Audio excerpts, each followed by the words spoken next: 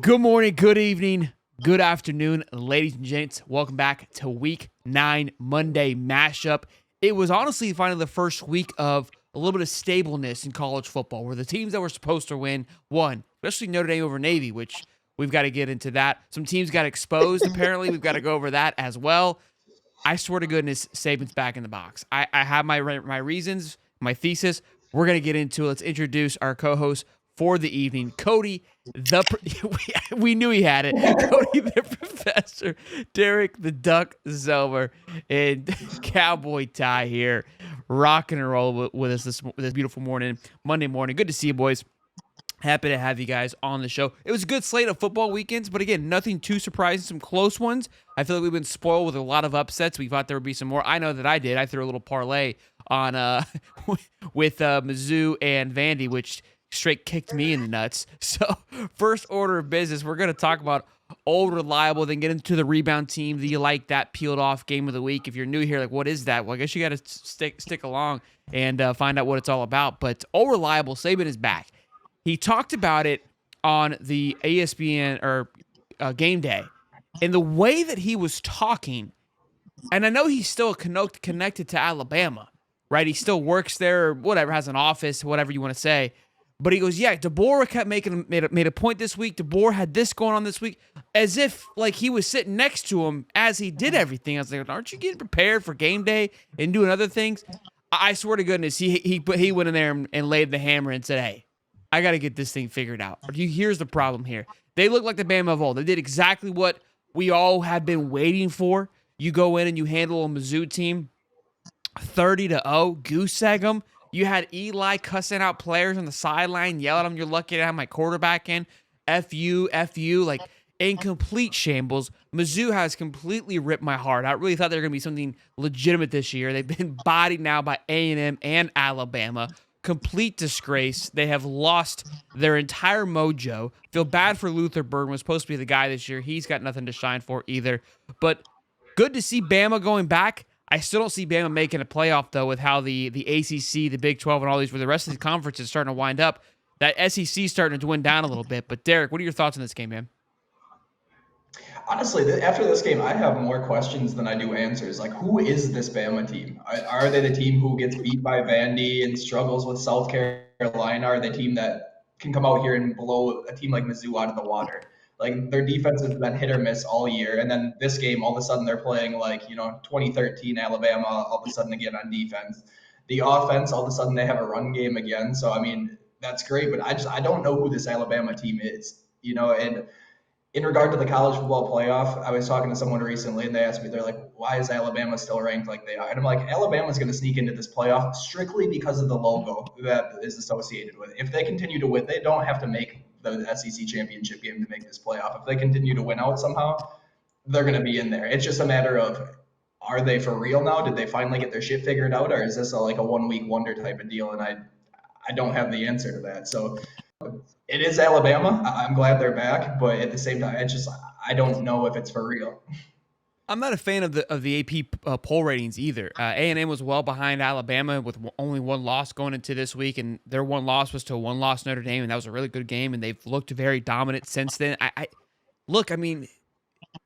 think that plays a factor in how we look at these games. South Carolina is, I think, a much better team than what, obviously, they're not rated. They played a lot of hard teams. They've got some holes missing. They played some tough teams as well. Same thing with Vandy. They played some tough teams outside that Georgia State loss. They've looked really good. So, yeah, maybe, Mizzou comes in as a top-rated team because we were super high on them, but they kind of they're like FSU. They started so high, so they've got a long way to fall. Do you know what I mean? Like, they don't lose one bad game and you take them out of the top 25 when you probably should have after that loss to A&M. And I was thinking about that. I was like, this AP poll seems to be, I don't know, it's super heavy off of where they started. And I know it's always like that, but with how, with 12 teams, I feel like you got to get this thing kind of dialed in because it's getting close where teams are going to be looking around like, I don't have an opportunity. Where am I sitting at? And where you are these last few weeks is going to have a huge factor into that. Tyler, what are your thoughts, man? I mean, listen, I'm not impressed. I wasn't impressed by the 34-0 shellacking. First of all, let's talk about Brady Cook was coming in. He was beat up to begin with. This is definitely not the same Missouri team we saw last year. Mhm. And on top of that, Drew Pine took over, who is god awful. I don't even know how that guy's in college football. I think he threw 3 picks, gift wrapped the ball. Alabama, all they did was run the ball down their throats.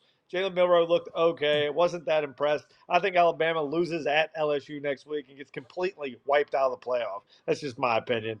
Once again, 34-0. Congrats, but it wasn't that impressive with who you beat. Agree. That's my point. Is I don't think it has that much weight to it, but it still carried weight because they were a ranked team, so they bounced back. But I agree. I think LSU skull drags them after a tough loss against A&M, which we will talk about. Cody Lockley, big guy, what's up? Boy, oh boy. It's going to go back to recruiting for Mizzou. They got to recruit better because when your quarterback goes down, it's nice to have a true 5-star talent like DJ Lagway or Arch Manning or somebody else that can kind of ride the ship while your main guy is. And if Mizzou is a quarterback away from essentially going back to the SEC seller, even though they have OU coming into town soon, so they'll probably get a W there because OU can't beat anybody right now. They gotta figure it out and fix that. Alabama still wishy-washy. I don't know. It's tough. It's tough. We're 20 minutes in, and nobody's safe from Cody. Cody took a whipping beforehand, and he's about to take even more now as we dive into our rebound team. Listen, someone got exposed, and I don't know who it was. We're going to talk about it. Cody flustered me by all in yesterday. I got to make this clear the air because I want to make sure that I'm not crazy. So I'm going to let the fans decide whether or not I'm crazy. Obviously, Texas kind of gets off to a hot start. The game ended up closer, which makes his take even worse. But Cody then texts the group saying Vandy's being exposed. The issue with that is you can't expose the 25th ranked team. You can't expose Vanderbilt, who lost to Georgia State. That's not a take. I don't know what it was. It had me in a weird blender. I had a stomachache all week. It made it worse. Just that weird. I'm just sitting. I'm like, he meant that. You know what I mean? I received this text. It's like I'm just being filled with that nonsense. I was disgusted. But big rebound from Texas going into that Vanderbilt game, which we want to say a trap game. But look, Vandy has looked very tough. They've looked like they could get it done, and they held their own against what was 2 weeks ago their all-right number 1 team in Texas, and gave a little bit of a fight at the end there to only lose by 3. Tried a little sexy onside kick to make it something fun. But this Vandy team has played very well. Texas again, not looking as star bright as it had the first few weeks. And this is something that, again, we at the SEC, we make this claim of look, it just means more. And this is part of when we say the SEC beats each other up, because you don't have a Texas Tech or a Houston thrown in between these games. Vandy used to be thrown in game, but they're much upgraded this week. So they're kind of finding themselves in this little path now. Georgia, Oklahoma, Vandy, right? Florida's coming up. These are all teams that are built to withstand these things, and I think they're gonna run into it real quick. Oklahoma obviously is in complete shambles. They found out pretty quickly. They want to go back to the Big 12 bad. They are scratching and screaming and clawing. Tyler, what are your thoughts on this game, man?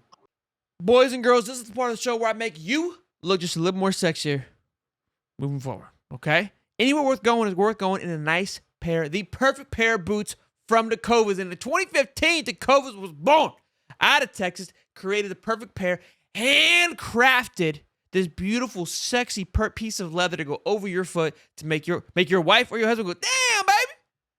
That's what Tecovas does for you, okay? And not only that, what makes them so fantastic is their experience. When you go to the store, you are treated like royalty. They roll out the red carpet. You walk in, beverage in hand. What can I do for you today, sir? Bam! Want one of those. Try them on. Rock and roll. Look good. Feel good. Play good, baby. That's what Tecova does for you. We are pumped to be teamed up with Tecovas. So be sure to go check out Tecovas. Head on over to Tecova right now. Use the code. All right, don't use the code. What you're going to do is right now, 10% off tecovas.com/hightop when you sign up for email and text. That's 10% off at tecovas.com/hightop. Not the code slash, right there. So tecovas.com/hightop. See site for details. Tecovas, point your toes west. Now back to the show. Vandy's like one of those teams this year that they're just going to give you 100% every single time. And honestly, the game to me was like kind of just like dragging along. Mhm. Like it felt like Texas didn't really want to. They were like going to win, but they didn't really want to win. Sure. Like it just felt like the game was just so slow, and Vanderbilt was giving it. I mean, they were fighting, and they're always going to fight, just like that Diego kid. I mean, I look, he's not going to the NFL. He's not going to be anything special, but I can tell you, he gives you 110% every single time, and they respond to that kid, and that whole team just responds. Now you got 5 stars on the other side in Texas who are just out there almost like they were going through the motions, just waiting to go back home. But I don't know. The Texas team is weird to me. They they have all the talent, but like you can't give that lackluster of a performance. You're gonna have to like show more heart from my standpoint. I just don't think they show enough heart. And Quinn Ewers just at times just seems lost to me. Like he doesn't make the right reads, and or he holds on to the ball too long, or he doesn't look comfortable from what I've seen over the last couple of weeks. Derek? Yeah, I was going to say the same thing, kind of. It's like this is more of an attest of Andy than anything else. I think, Diego Pavia is obviously an extremely talented quarterback, but it was made very apparent this week with the Texas defense that Diego Pavia is that offense. I mean, he was their leading rusher, obviously. He was behind center, so he led the team in pass yards as well. But he played really well. Vandy's a team, kind of like you said, they're just going to be one of those teams that are scrappy, and no matter who they're playing, they're going to play a tight game at the end of the week. And, I think it shows a testament to Vandy once again that they kind of belong. Obviously, I don't think they're quite at the point where we're going to be talking about them being perennial, college football playoff contenders. No, it's like, this could be one great year, but they are a very scrappy team, and they're very solid on offense and defense. I thought their defense looked great yesterday. But on the other side of it, it's like kind of like what Ty was saying. I didn't think Quinn Ewers, he had an okay game, but he just doesn't look like he can settle in. He doesn't look comfortable. There are certain times where he tries to force the ball, and obviously that led to a couple turnovers, which made this game a little bit closer than it probably should have been. So I don't know. Texas is just a weird team. I can't tell if they're sort of regressing or if it's just they've had a rough couple weeks. Mid-season blues, maybe. Right, and that could be a thing, and I understand it. A game at Vanderbilt, it's not necessarily the most sexy of games. I get it. And like you said, the SEC is just one of those leagues where you're going to beat each other up. That's just the nature of the beast when you play in a conference like that. But I don't know, Texas. I'm not sold on Texas being. I know they were the number one team at one point. I'm not 100% sold on Texas, though. It's like they have some very apparent holes, and I'm really curious to see how they fill those moving forward. Cody? Yeah, so Texas starts off hot and fast, kind of like always. Sark is very good at that first initial scripted drive. They usually score pretty quick. My question is, I'm wondering if the tolls of the running back and the injuries that they had early in the season are starting to take the tolls. They only got like 2 guys, Blue and then another guy, and Jared I Gibson. think they're just taking Gibson. I think they're just starting to slow up and take a pounding. A lot of teams have 4 or 5 backs they're rotating in there. Texas doesn't have that right now because of the injuries to their other backs, and it's I think that team has to run the ball effectively to get Ewers into play action and where he can really light it up, and I think they're just missing that. Disappointed me to say the least. I had him as one of my top. I mean, my entire top SEC quarterback list is atrocious. I had Brady Cook up there. I had Quinn Ewers, Carson Beck. It's not looking so hot, right? Wow. I mean, to be fair, the quarterback outside of, who has looked good? Nico's looked a little sus. Jackson Arnold was, people were clamoring. People were yelling about not having Connor Wingman. He lost his job. I wasn't sold on Connor Wingman. I was at least right on that. Graham Mertz, outside of his injury, he was doing his holding his own. Milrow has looked sus. The quarterbacks, which looked going into the season extremely sexy, just haven't. It's going to be the worst quarterback draft in a long time. What'd you say, Ty? I said Noose. I know he had a bad game the other night, but that was mainly because he couldn't run the ball. Nussmeier has looked, yeah. I agree. Nussmeier is very good. I agree. I like me some Nuss. Let's head into You Like That with Mike Elko and A&M. Elko earns it. This team at home, I picked them. We had a bet with my buddy of mine. I picked Texas A&M to win. I was like, look, the defense is unreal. I am shocked. I have to eat my words because I didn't think A&M would be this good season one. I know they had some talent. I thought they lost a lot, but Elko did a great job of filling in the holes through the transfer portal and came in ready to rock and roll, filled in some holes on the coaching side of things as well. Offensively, probably some question marks. Connor Weeman, I felt like they kind of had a rhythm going with him for the last 2 weeks.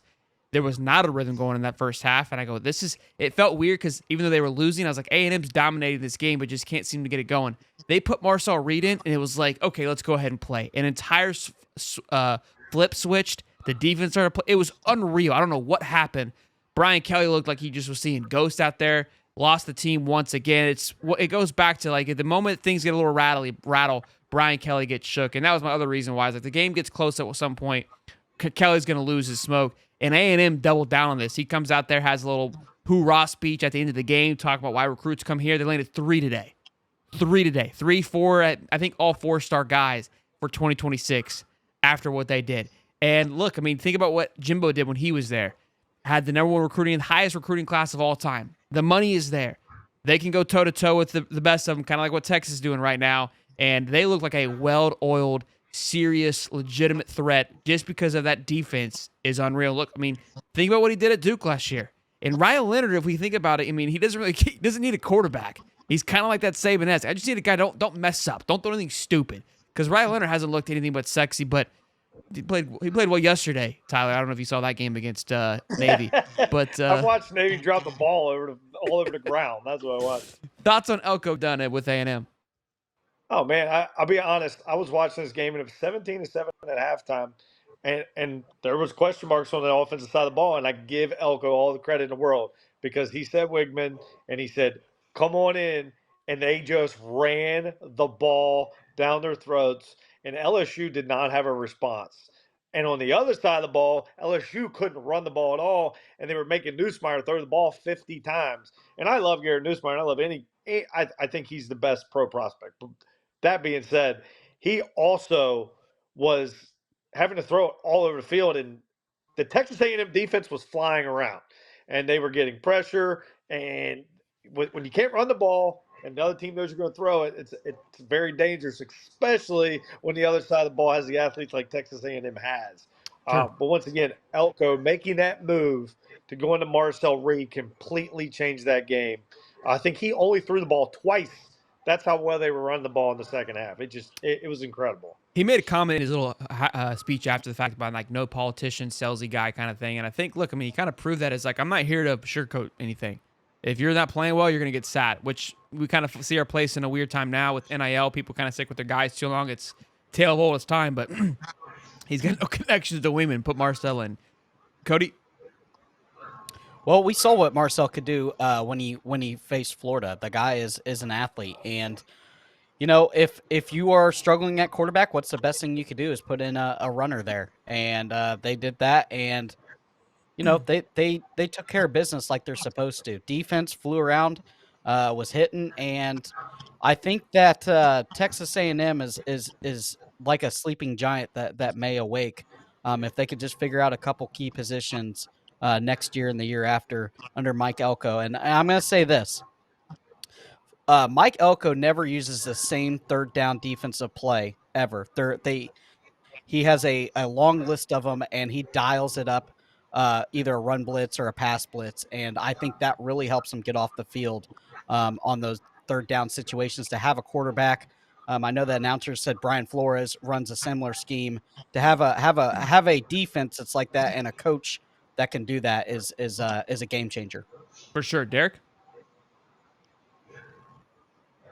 Yeah, it's Texas A&M. This doesn't feel like the same Texas A&M team that we've seen over the last couple of years, right? I mean, we're used to seeing them kind of make their appearance in the preseason rankings, fall off, end the season around 7-5, 8-4 if they have a solid year. But this just does not feel like that standard Texas A&M team, and I feel like that has a lot to do with the culture change that Mike Elko brings to the team, which. I'm not a huge Texas A&M lover by any stretch, but I like what he's doing with the team. I think he's doing a phenomenal job there so far. I do think if they want to sustain any type of success, though, they need to figure out that pass game. And Connor Wigman is not that guy. What was he, 6 for 18 for 64 yards yesterday through the air? It's I understand Texas A&M has an incredible run game. I think they had 5 runners over 5 yards a carry yesterday. So it's like they were just doing whatever they wanted to on the ground. But in the long run, once you run into a buzzsaw team like Texas, if you don't have that pass game figured out, I don't care if it's Connor Weigman. I don't care if it's Marcel Reed. I don't care who's behind center. You need to get that pass game figured out. And we know it's not sustainable, right? It reminds me a lot of a more well-oiled Michigan team in the sense of they have a great defense. Their offense is spotty, rely heavily on the run game, which is fine. You can make it work, which obviously Mike Elko and co were able to do. They were down at half and outscored them 31-6 in the second half. So, they were able to show a little resilience, but they got some holes they need to figure out too. I don't think they're contending for a national championship this year per se, but kind of like Cody said, if they get this recruiting situation figured out and they continuously bring in these high-end recruits at the premium positions, I think A&M is going to be a team that we need to watch out for years to come. Yeah. Boys and girls, it's the Monday mashup. Means I got to be the Monday special here, brought to you by Prize Picks. Dialed in here, boys. Najee Harris has been toting the rock for the Pittsburgh Steelers. And I think he will continue. Nay, he will continue to tote the rock more than 64.5. The guy is rolling. Russell Wilson, this offense seems to be clicking. It's ticking. He's also slinging the rock. He's zipping that bad boy to Mr. George Pickens. I love more 62.5. You're telling me, Sean, this is going to be over? Yeah. This is going to be a big game here against the Giants. I like it a lot. And then Malik Neighbors has averaged over 65 yards a game. He didn't get it last game. No big deal. Daniel Jones coming back from a concussion, little rust off. They're going to knock it off. Daniel Jones and the boys going to be dialed back in. Give me more than 66.5. This is a little Monday special here, boys and girls, okay? And here's fantastic thing. Lock it in with Prize Picks. Get your money back as soon as you get that W goes in. About 15 minutes, it's right back in your account. You can deposit that bad boy out and take a little wifey out to dinner with the W's that we brought to you here from Hightop. So be sure to download the app Prize Picks. Use the code Hightop and get $50 instantly after you play your first $5 lineup. Again, download the app Prize Picks. Use the code Hightop. Get $50 instantly after you play your first $5 lineup. Prize Picks. Run your game. Now back to the show. They've made a statement on defense. They've got South Carolina, New Mexico State, Auburn, but then a game at the end of the year versus Texas at Texas A&M. And, I mean, look, Quinn Ewers has not looked good under the bright lights in a big-time moment. That's going to be a huge game. It's going to speak a lot of volumes of what happens to the SEC championship. I mean, the SEC, every conference right now, I would say, I mean, even the Big Ten. It's buck wild. I mean, this is coming down to the wire for all conferences. Big 12 there's like 3 or 4 teams that are legitimately in it. How that ends out. The ACC, you've got SMU, not Duke, SMU, Clemson, Miami, and Pitt, all right there in the conversation. The SEC, you got obviously LSU. They're still obviously in the conversation. Georgia, Bama, Texas A&M, Tennessee. I mean, there's a lot of Florida. teams. Florida's right there. And then the Big Ten, of course, Oregon, Indiana, Ohio State, and Penn State. Those are kind of your four big hitters. So this thing is, and look, you could argue all 4 of them should make it, right? From every conference, you've got some all have a point of conversation. So it's going to be a juicy one as it comes down to the wire. Let's talk about peeled off. Speaking of Oregon Ducks here, they absolutely handled their business. They could have been all reliable too, because coming in and get a ranked Illinois team who's been scoring free will. I mean, they've played well except that Penn State game, and they just got bullied. They looked like they didn't belong on that football field. Oregon was running all up and down. I just kept looking over it, and it was just scoring at will.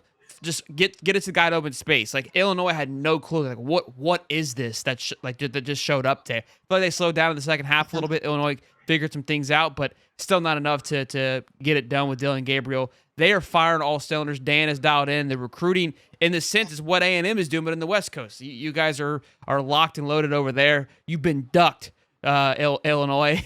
And look, we even talked about on the Saturday show. This is kind of your true Big Ten team. How are they going to handle that? And I said, look, I'm not concerned. I think Dan's did a great job with recruiting in the transfer portal of building a hybrid-esque Big Ten team. And here we are. We're seeing it live now. I'll let you go first, Derek, Dillon, on that big win against Illinois.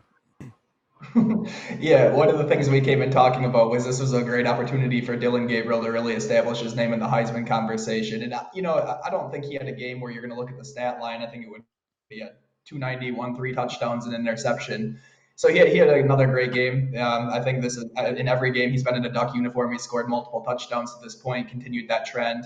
Yeah, it just looked extremely effective. I saw a stat this week that really kind of interests me. It's like Oregon, they right up there in terms of passing yards and efficiency and all this on the offense, but they were 120 some ranked in terms of air yards. So it's one of those things where they do a really good job of getting the ball out really quickly into their playmakers' hands and letting them operate in space. And that's something that Illinois, they just really struggled with. It was made very apparent that Oregon had the speed advantage here. We saw that multiple times when Oregon was on offense, just kind of blowing away the D-backs in the secondary. And then, Oregon's defense once again looked phenomenal back-to-back weeks. So 2 weeks consecutively, they've allowed a combined 9 points. So it's they're basically doing what they want on defense as well. And it's like the Ducks are clicking at the right time. Heading into next week, I think we're sitting at a -3.5 point favorite over Michigan. So, I texted the group today. I said that feels like free money. So that's most definitely a little trap game for us. Not to get emotional, boys, but next time we film this, we're going to be in the last month of college football for the regular season. So just make sure we appreciate it while we can. Now, the Duck will have probably a longer season than the rest of us, but it is, let's appreciate these next few weeks here that we have. Real quick, I wanted to take a look at the schedule before we move on. Oregon at Michigan.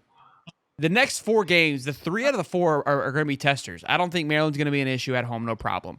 At Michigan, on the road, at the Big House, that's going to be a dogfight. Anyone which way to look at it, look, I don't think offensively they can do anything, but defensively, I think they're going to show some things at you. I don't want to say dogfight. I think you'll get tested a little bit. I think they pull away. The Wisconsin and Oregon and Washington game, though, that Wisconsin team starting to find itself a little bit. Luke Fickle's starting to dial some things in a little bit. I think defensively, offensively, they're not clicking, but it's at the bounce house. Something to keep an eye on. And then Washington, another fun one, obviously a rivalry game there. Their defense, I love what old Little Belichick's doing out there. I think they can throw some things at you on the defensive side of things. But look, I think Oregon handles these 4 games no problem. But I think they're also 4 great tests defensively because it looks like they're going to be playing matched up with Indiana. That's what it's going to boil down to. And that's what I'm interested in to see because Indiana absolutely just skull-dragged Washington this past weekend. But again, they were able to throw some things at them. I wish we could have talked about Indiana because you can't throw anything at them right now. They look, honestly, if we're really talking about the best team in the country, how they're not argued to be up there because of who they played, but they have beaten everybody they've played like you should be beating everybody they've been played with now a backup quarterback. That was your big concern, Ty. I know we're getting a little off topic, but the Big Ten, it's exciting, man. I'm loving where college football is right now. Tyler, your thoughts? Yeah, I mean, obviously, I think I've been saying it for weeks now that I think college football is in a really good spot. But as for the Ducks, this is the Duck team that the Duck kept telling us about. I was waiting to see it. After Idaho, I gave them all that smoke, and then the Boise game, I gave them all that smoke, and now that team is coming into their own, and they have speed everywhere, and that's why they get the ball out quick because they get the ball out quick so their guys can run past the other guys. I mean, it does look like a different kind of team than what's on the other side. By that, I mean, Illinois gave Penn State a dogfight. This was not a dogfight. This was an absolute cockfight, but the Ducks were the dogs. I mean, it was just absolute Tez Johnson, Noah Whittington, Jordan James. It didn't matter who it was. They were catching it, and they were just running past them. And it was like they were standing still. I mean, the speed that Oregon has is impressive. And Dylan Gabriel, once again, he's impressive. For what he needs to do, he does it. And he runs that system to a T. So I like where the Ducks are at. I don't think they're going to get tested the rest of the year until the championship. I don't know who they're going to be playing. Could be Indiana or Ohio State. Depending who wins that, I do like Indiana, but I'm going to be interested in that game for sure. Cody? Yeah, it's going to be pretty cool to see the Ducks face IU here at Lucas Oil. It's going to be great. Definitely getting some tickets for that. That's going to be a good one. I'm going to tell you, I was a little concerned in the preseason, obviously, with helping out with the Oregon channel, how they would do in the trenches. The offensive line has been playing spectacular for Oregon, and Illinois, they are a solid defense at times, but I'm telling you, they had to play this thing in a phone booth, and they did not.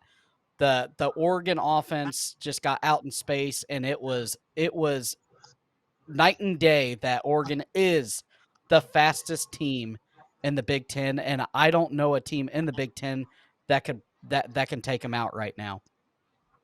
We had look, I think that's the biggest of them is just the speed. I don't think there's a team in the Big Ten that can keep up with that. And again, they created this hybrid where they brought the West Coast speed, but have built the size in the trenches to be able to stop a bit, a running team in that Big Ten. So look, I think they handle their business just fine. The Indiana matchup or Ohio State, whoever they end up facing, should be an interesting and a fun one. Look, let's head into the game of the week, which talks about two other Big Ten teams. I mean, this was great. The big noon kickoff, I'm a huge fan of Big Ten football at noon. We had the Indiana game at Washington, and then, of course, Nebraska at Ohio State.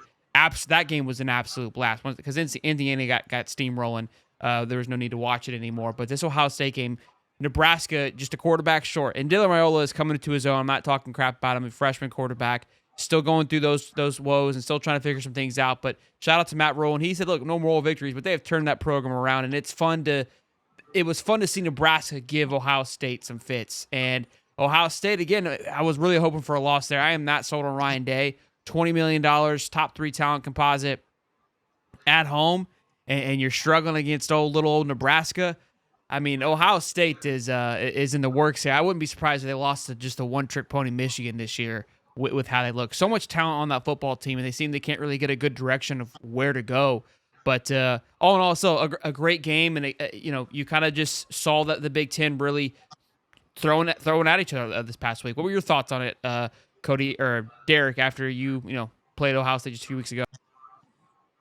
Yeah, Ohio State, it's another team where they step on the field and I expect them to put on a show every week. And once again, that was just not the case this week. Sure. I think coming into the year with Judkins and Henderson, it's like we expected them to be like just this phenomenal 1-2 punch, and they've had great games this year. Not what I'm saying, not saying they're bad backs, anything like that, but they did combine for 68 yards on 2.4 yards per carry this week against the Nebraska defense that's solid, not great by any stretch.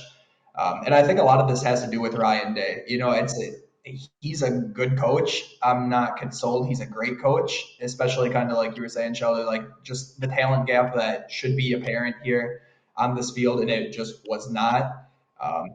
I think Ohio State, they're a team who, they absolutely could still win the Big Ten championship. They could go on and win a national championship this year just because of the talent they do have, but they absolutely have a ton of holes that they need to figure out moving forward too. So it kind of follows the theme of a lot of teams that are supposed to be great at this point in the season and are usually hitting their stride, and it's just not the case for them yet this far. So see what happens going forward. I wouldn't be surprised to see Ohio State, stumble a little bit and take an L on the road at some point.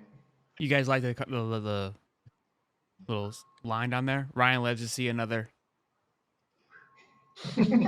Come on, baby. Come on, baby. Just jokes. Cody. Boy, oh boy, you got supposedly two of the best running backs in the nation. You run for 62 yards. That's absolutely pitiful. You have to run the ball in this league. You cannot. I don't care if you want to be the greatest show on turf. You're not going to be the greatest show on turf because I don't think the thrower is that great for Will Howard for Ohio State. He throws a pick. They're used to having elite quarterback play, and he is not that elite quarterback. So I think they're struggling, and I think Ryan Day is on a hot seat because internally this is not acceptable for Ohio State. I'm sure the big boosters are rallied tonight talking about who they're going after next because it's not acceptable. You cannot almost lose to Nebraska at home. I don't know if they're rallied together, but I love it. Ty?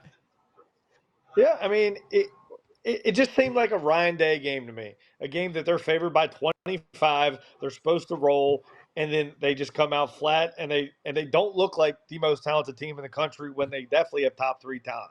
I mean, it's kind of insane that you have Judkins and Travion Henderson, who will both play in the NFL, and you can't get anything going on the ground.